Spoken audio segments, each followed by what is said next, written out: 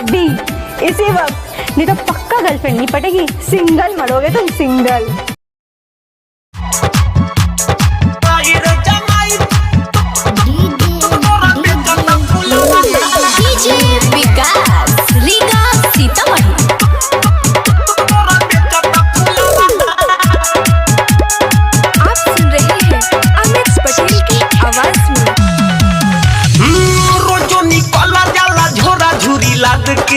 सुनो रे खेला माइया बना दमाद के रे माई हाय रोजो निकला जाला झोरा झुरी लाद के। सुनो रे खेला माइया बना दमाद के। पहले बतंग बड़ी मरकी लगावाना हर माई रे जमाई तोरा बेचेला फुलावाना।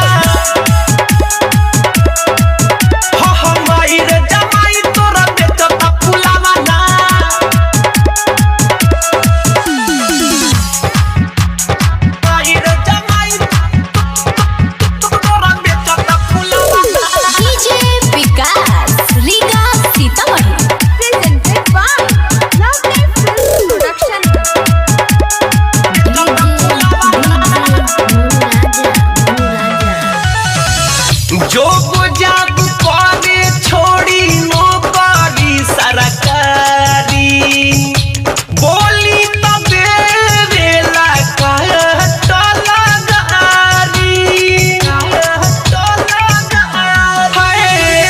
जो जाब करे छोड़ी नौकरी सरकारी बोली तबे वेला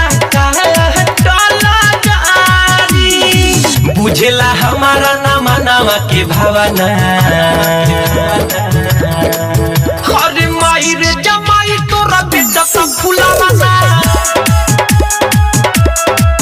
हाँ माई रे जमाई तोरा बेचेला फुलावाना।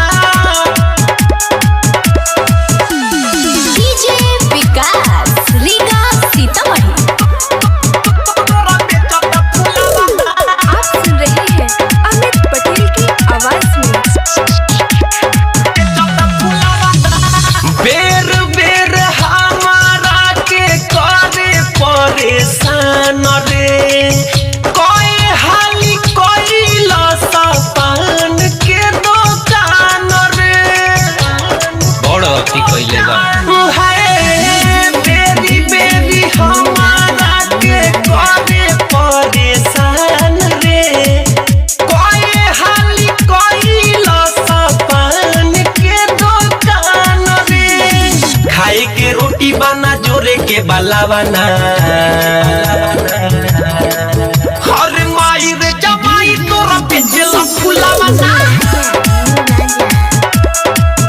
हाँ माई रे जमाई तोरा बेचता फुलावाना।